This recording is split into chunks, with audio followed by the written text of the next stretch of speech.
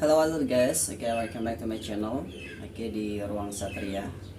Kali ini ya saya akan membuat konten Alfamart lagi.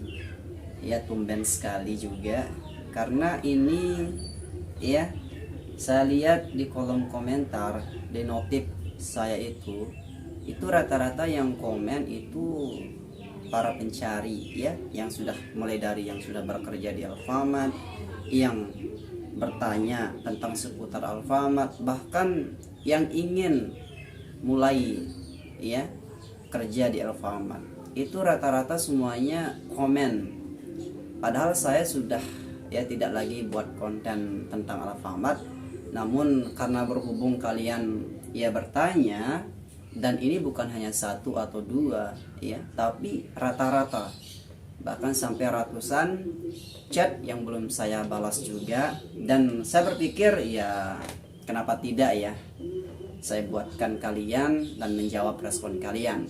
Jadi gini teman-teman ya, sebelum saya menjawab pertanyaan teman-teman ya, kalau kalian tanya saya kerja pernah kerja di Alfamart atau tidak, iya, saya pernah kerja di Alfamart itu selama beberapa bulan saja ya. Kemudian saya buat konten, saya bagikan ke teman-teman tentang ya cara masuk di sana ya, alur trainingnya gimana, alur pendaftarannya gimana, dan kalau kita resign harus bagaimana. Nah itu saya buat kemarin ya, dan itu ya seiring ya bertambahnya waktu teman-teman juga banyak yang suka, jadi ya saya buatkan. Nah di sini ya saya akan menjawab beberapa pertanyaan saja teman-teman. Dan di sini ya saya berposisi bukan sebagai orang yang ahli ya, tapi saya berposisi sebagai orang yang pernah bekerja dan ingin membagikan saja teman-teman. Itu disclaimer bagi saya ya, disclaimer di video ini. Jadi teman-teman yang menonton mungkin saja lebih banyakkan ilmunya daripada saya di sini. Saya hanya ingin berbagi ya tentang apa yang saya tahu ketika saya kerja di sana dulu. Mulai saya ketika saya baru masuk sampai ketika saya keluar dari sana gitu. Ini ya teman-teman gitu. Jadi saya berlandasan di sana. Oke, untuk pertanyaan teman-teman yang pertama ini dari ya teman kita ya, dari Rinovandi.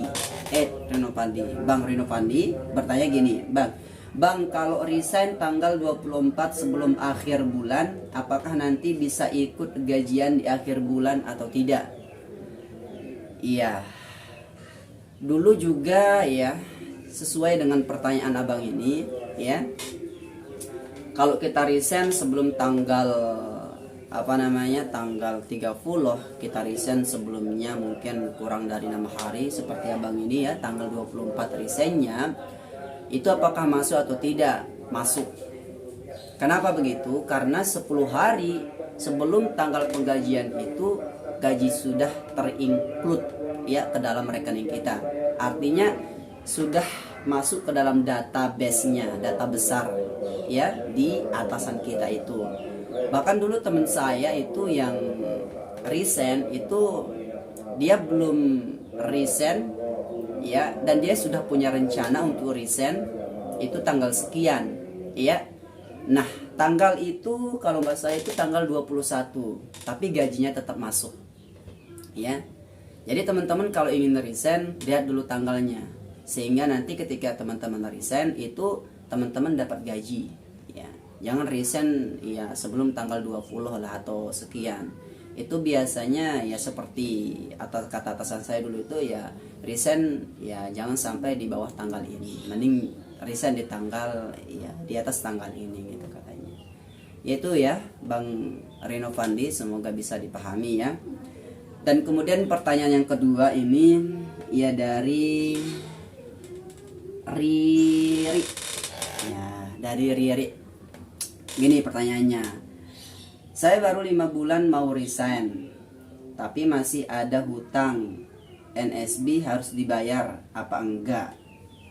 Iya, kayaknya ini di toko ya. Biasanya kalau orang di toko atau di di gerai itu biasanya iya terhambat karena hutang, mungkin hutang denda ya dan lain sebagainya. Ya begitulah kita kerja di Alfamart ya. Jadi sepenuhnya kita diserahkan tanggung jawab oleh pihak Alfamart sendiri. Jadi ya toko meskipun punya dia, tapi tanggung jawab kita ya hilang, ya kita yang rugi ya, kita yang akan denda, bukan mereka gitu ya. Karena ini ya termasuk tanggung jawab. Kalau mereka cuma nitipin, ya tolong dijaga.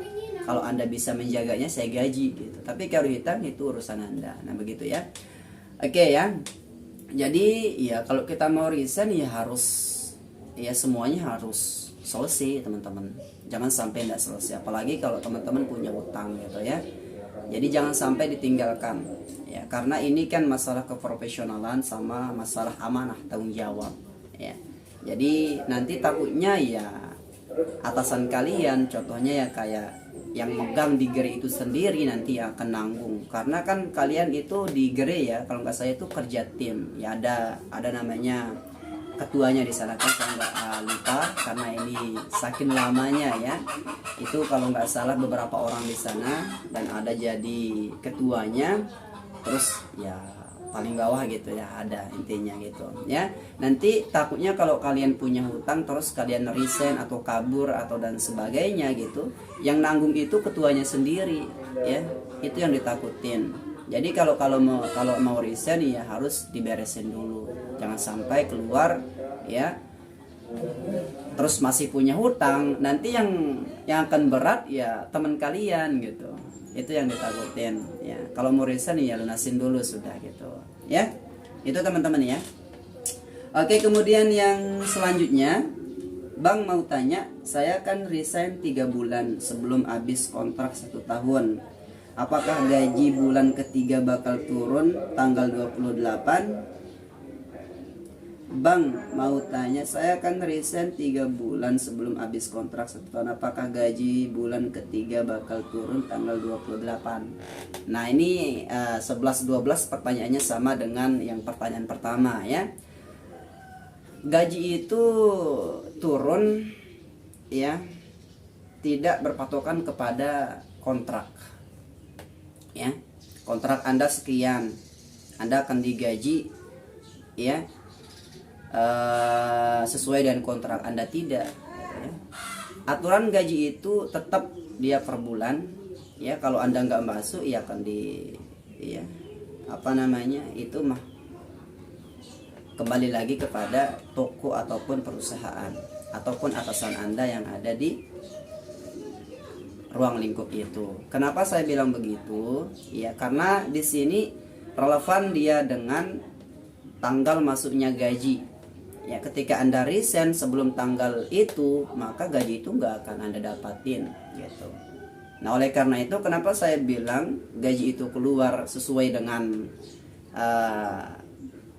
kerja Anda selama 1 bulan itu dan tidak berpatok kepada apa namanya SK ataupun kontrak Anda, itu karena memang seperti itu ya. Karena dia ya punya aturan ya.